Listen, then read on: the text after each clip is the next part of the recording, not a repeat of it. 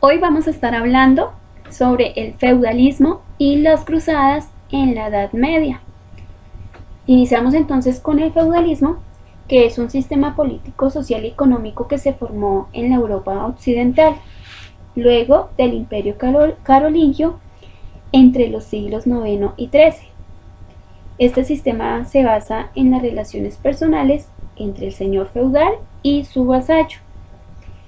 La pregunta sería, ¿por qué se inicia este feudalismo? ¿Por qué se inicia ese sistema político, social y económico? Esto se inicia debido al debilitamiento del poder real después de la muerte de Carlomagno, el cual nosotros ya habíamos hablado en sesiones anteriores. Después de la muerte de él, entonces había hecho resurgir el poder de los nobles, de las clases altas. A esto se sumó las invasiones bárbaras por el siglo IX, que crearon también inseguridad, ya que los reyes no pudieron defender a sus súbditos eficazmente. Entonces es así como nace un señor poderoso que protegía a los más débiles en cambio de tierras. Y a su vez el noble exigía la obediencia de los campesinos a cambio de la protección que les daba frente a los ataques de los invasores. Pues con esto ya entonces la autoridad de estos nobles terminó reemplazando en cierta manera a la de los reyes. Entonces es así ya cuando realmente las ciudades comienzan a desaparecer y toda la actividad económica y social se desarrolla en el feudo, por lo que se produjo un estancamiento del comercio y poca circulación de moneda. Es así entonces como se da inicio a este sistema, al feudalismo. ¿Qué vamos a encontrar entonces aquí? Al inicio habíamos dicho que el feudalismo era un sistema político, social y económico, pero que se da entre una relación entre dos personas, entre un vasallo, que será un hombre libre al servicio de un señor más fuerte, que va a ser llamado el señor feudal. A eso será llamado, o se le entenderá como una relación de vasallaje. Entonces aquí vemos el vasallaje, un hombre libre llamado vasallo, que entraba al servicio de otro hombre libre más poderoso llamado señor feudal. Para ello entonces se llevaba a cabo una ceremonia que es llamada el homenaje. ¿En qué consistía? Pues ahí entonces vemos en la imagen que consistía en jurar fidelidad a su señor, y este mismo señor feudal juraba protección a su vasallo. ¿Qué le prometía entonces ese señor feudal a su vasallo? A ese hombre que prometía servirle con fidelidad, le prometía un feudo, que en este caso va a estar ligado con la entrega de tierras. Entonces, si vemos en la imagen, aquí vamos a encontrar esa relación de vasallaje, donde el señor feudal va a tener unas obligaciones, ese señor más poderoso va a tener unas obligaciones con esa persona de menos poder, pero que va a estar al servicio libremente. Entonces también va a tener unas obligaciones como tal, como vasallo va a tener obligaciones. ¿Cuáles son? El trabajo, el serle fiel, el serle leal, solamente a él, no a otro señor feudal. Solamente debe tener un único señor y debe estar siempre atento y disponible para el servicio militar cuando este señor feudal lo requiera. El señor feudal entonces, ¿cuáles eran las obligaciones con ese vasallo? Entonces era el de protegerle a él, de proteger su familia y todo lo que él tuviera o que le perteneciera. Le debía entonces protección, le debía justicia y debía entregarle un feudo, o sea, debía entregarle tierras. Aquí también entonces vamos a encontrar de qué manera se va dando ese tipo de relación. Entonces ahí de nuevo encontramos la protección militar, defensa judicial, sustento proporcionado por el feudo, y el vasallo ayuda militar, el consejo y ayuda económica. Ojo, aquí cuando decimos ayuda económica, el señor uno dirá, bueno, pero ¿cómo así? Si el señor le está dando a él, ¿por qué él tiene que darle? Resulta que sí, él debe entregarle debe cumplir con ciertas obligaciones, pero esa ayuda económica está relacionada con en el momento en que este señor feudal requiera apoyo militar y de pronto no cuente con lo necesario, entonces este señor vasallo debe y está en total obligación de brindarles ayuda económica para que este señor feudal pueda combatir a sus enemigos, y si es un rey, pues pueda combatir a otros reinos. ¿Cómo estaba constituido el feudo? Entonces vamos a encontrar que estaba constituido por tierras comunales, por aldeas, por mansos, por un castillo y por reserva señorial. ¿Qué significa cada una de estas? Entonces, tierras comunales son tierras de bosque y pasto para el ganado pertenecientes a todo el feudo. Sin embargo, hay una parte del bosque que va a tener cierto misticismo y va a tener cierta parte oculta en la cual no se les va a permitir a los campesinos llegar a ese bosque. Es más, los mismos campesinos se van a negar a salir fuera de su feudo por miedo a encontrarse con diferentes tipos de figuras místicas, como ejemplo duendes, brujas y otro tipo de seres que pueden tener cierto significado diabólico en este caso. Vamos a encontrar también la aldea, entonces vivienda de los campesinos. Vamos a encontrar los mansos, tierras cedidas por el señor a los campesinos, ¿sí? Entregadas literalmente a ellos para que ellos puedan desarrollar la agricultura y ellos mismos puedan tener su propio alimento. Y otro que va a ser la reserva señorial, que este sí simplemente va a tener fines para servir al señor feudal, tierras del señor cultivadas por los campesinos, pero todo esto va a ser para beneficio del señor feudal, no para el servicio o para alimentar a los campesinos, sino directamente a su señor. Y ya pues la vivienda del señor, que es el castillo. Esto sería lo que haría parte del feudo, que es entregado también a ese señor, y en este caso al vasallo. Entonces todo vasallo va a recibir un feudo que está constituido de esta manera, pero al mismo tiempo también el señor feudal también tendrá un feudo, a no ser que ya esté en la cabeza de la pirámide social, que sería el rey. Bueno, aquí vamos a encontrar cómo está constituida esta pirámide social en la Edad Media. Entonces, el primer nivel lo va a ocupar el rey, el segundo, los duques, los condes, los altos prelados, que en este caso el primero sería el papa, luego los caballeros, los señores, los obispos, los abades, luego también la última serían soldados, campesinos y siervos. Esto es importante que lo tengamos en cuenta porque esto nos va a ayudar a nosotros a entender cómo se va a dar esa relación de vasallaje entre un señor feudal y su vasallo.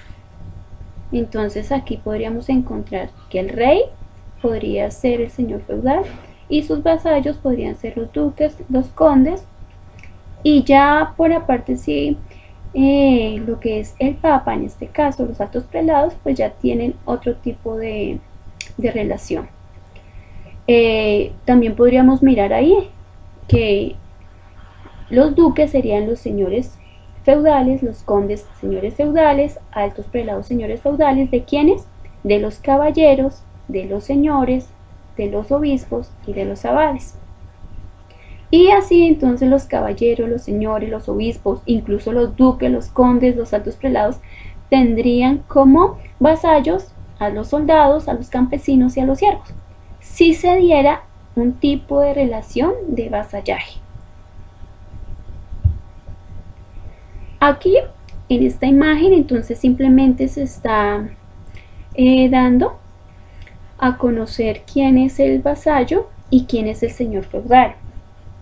Entonces ahí lo encontramos, es un ejemplo de cómo sería ese homenaje. Recuerden que el homenaje es esa ceremonia entre el señor feudal y el vasallo, donde cada uno entonces hace el pacto y hace ese tipo de ceremonia para firmar el compromiso adquirido entre las dos partes. Luego entonces vamos a estar hablando sobre las cruzadas. Entonces, ¿qué era eso de las cruzadas? Es bueno también tenerlo claro, que las cruzadas entonces van a tener como fundamento, ¿sí?, el proteger o el defender la fe cristiana. En este caso entonces las cruzadas fueron una serie de campañas militares que realizaron los papas, ¿sí?, por diversos territorios de la Europa latina cristiana, principalmente por Francia e Italia, pero también luego por España y por otros países de Europa del Este. ¿Qué fin o qué objetivo tenían entonces estas cruzadas? Era recuperar los territorios de la Tierra Santa y volver a restablecer el dominio de la religión cristiana en ellos. ¿Por qué de nuevo restablecer? Nosotros en la sesión anterior nosotros decíamos que el Imperio Bizantino había caído y que este Imperio Bizantino se había enfrentado a diferentes tipos de luchas contra los musulmanes y que cayó en manos de los turcos otomanos. Entonces, durante varios momentos de la historia en la Edad Media, nos vamos a encontrar precisamente con esos ataques de pueblos musulmanes, y al instaurar o al ganar estos pueblos musulmanes, pues lógicamente iban a instaurar el Islam, que ya sabemos que el Islam entonces es la religión de los árabes, de los pueblos árabes, que tienen como fundador a su profeta Mahoma y la adoración al dios Alá. Entonces es así cuando se va a desencadenar este tipo de campañas militares con el fin de preservar la fe cristiana en territorios que antes le pertenecían a los romanos, pero que ahora pues estaba en manos de los musulmanes. Entonces recordemos que el objetivo de estas cruzadas era ¿qué? Recuperar entonces los territorios de la Tierra Santa, entre ellos principalmente Jerusalén. Jerusalén va a ser parte muy importante en el desarrollo de estas campañas militares con fines religiosos. Aquí entonces en un primer momento encontramos al Papa Urbano II, y también encontramos entonces a un rey que va a llevar a cabo o que va a pedir la ayuda a este Papa.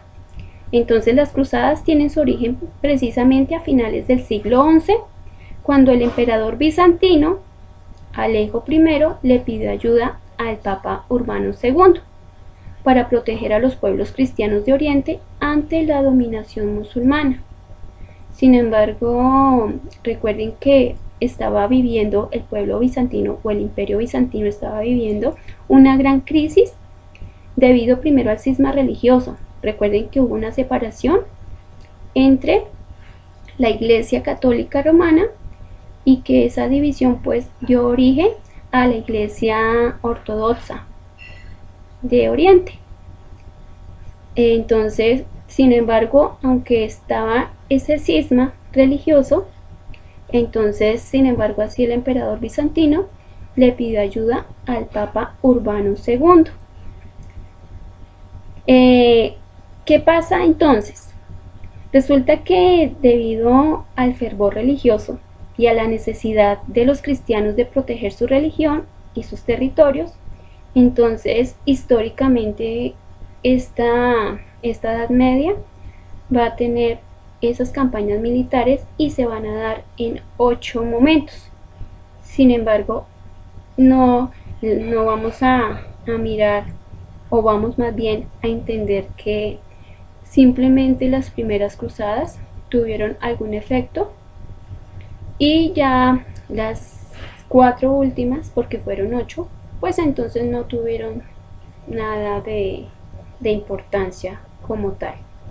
Entonces la primera de las cruzadas se puso en marcha a finales de 1095. Bueno, aquí ya vamos a encontrar que quiénes eran los que iban a luchar en nombre del Papa, en nombre de la Iglesia y también con ayuda lógicamente de diferentes reinos. Entonces vamos a encontrar a los caballeros templarios. ¿Quiénes eran ellos? Entonces eran monjes guerreros, parte de una orden religiosa con una jerarquía inspirada en la teología, una declaración de principios y un código ético. Para también, en este caso, debemos aclarar que estos caballeros estaban al servicio del Papa, pero ellos no lo hicieron pues voluntariamente, por decirlo así, o sea que les haya nacido del corazón en un momento, sino que fueron motivados por el Papa. ¿Por qué fueron motivados por el Papa? Porque resulta que el Papa les prometió a todos aquellos campesinos, a todos aquellos que se quisieran unir a esa campaña militar, les prometió que iban a ser perdonados sus pecados. Y de esta manera entonces fueron persuadidos, estos campesinos se fueron alineando y se fueron entonces incluyendo en las filas de estas campañas militares. Dentro de estas campañas militares entonces vamos a encontrar a esos monjes que van a dedicarse completamente al servicio militar, pero con fines de protección y de defender la fe católica romana y la Tierra Santa.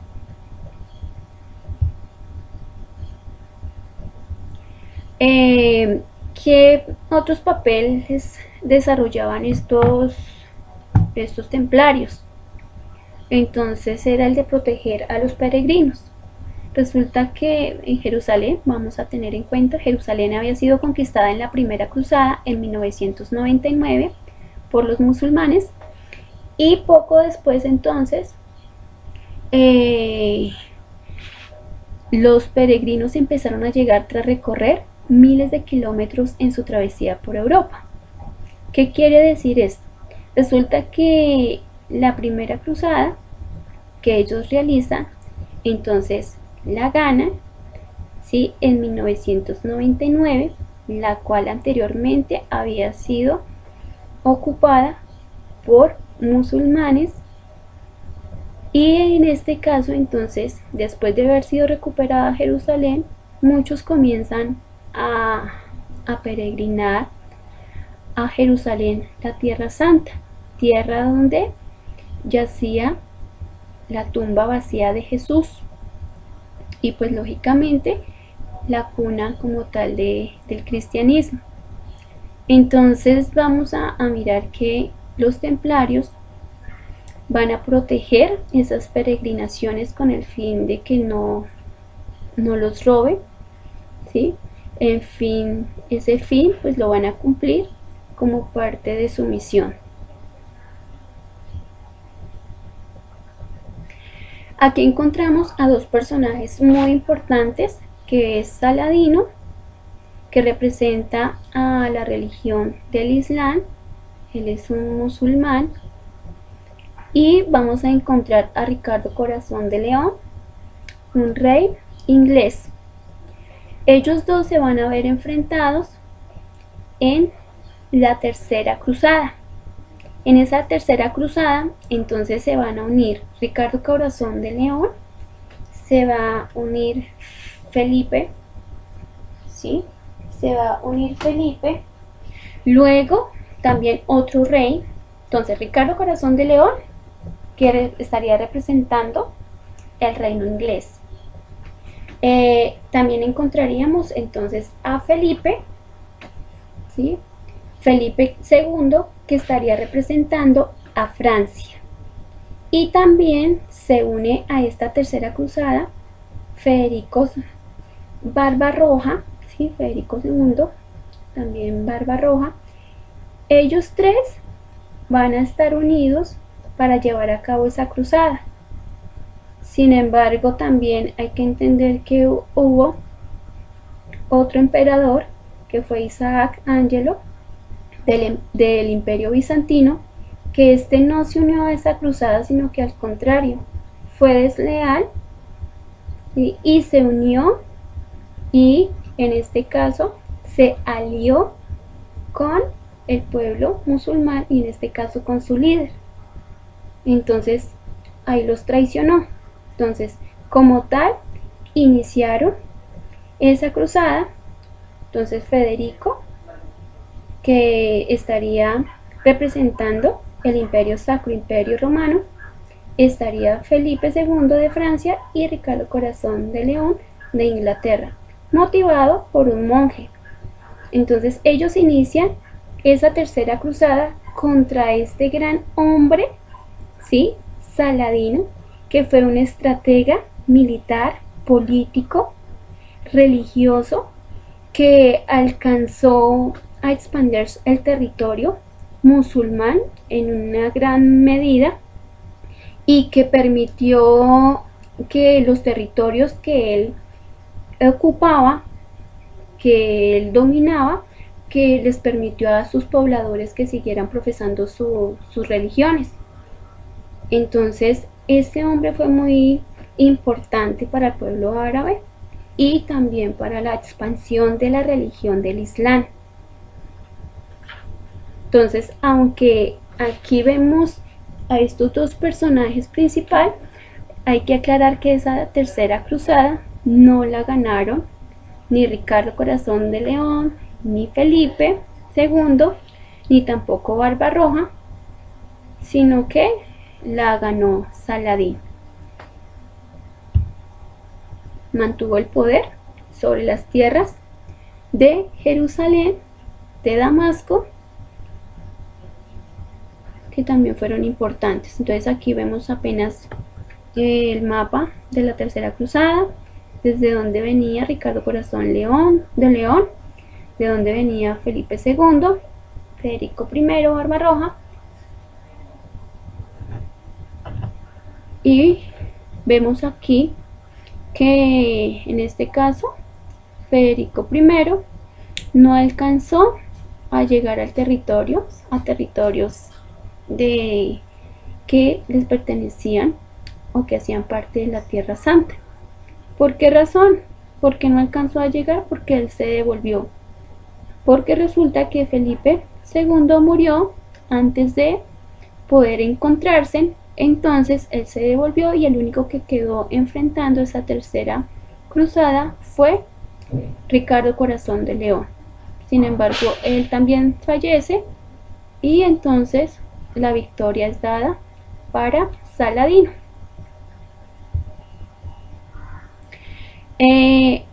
Aparte de esto, hay que destacar que hubo una cruzada de niños, en este caso se llama Cruzada de los Niños, o también es conocida como las cruzadas infantiles. Entonces ustedes dirán, profe, ¿también los niños lucharon? Pues resulta que se da origen de que hay dos niños que dicen que reciben la revelación de Jesús para comenzar también una cruzada para defender la Tierra Santa. Entonces dice la historia que se reúnen más de 30.000 niños para luchar contra, o para llegar primero a Tierra Santa y defender a Jerusalén de manos de los musulmanes que habían instaurado ya el Islam en esas tierras, y pues que a la par era tierra considerada santa para el cristiano. Entonces hay una cruzada que inician estos niños, sin embargo fueron engañados, muchos murieron en el camino, otros se devolvieron y otros fueron llevados como esclavos.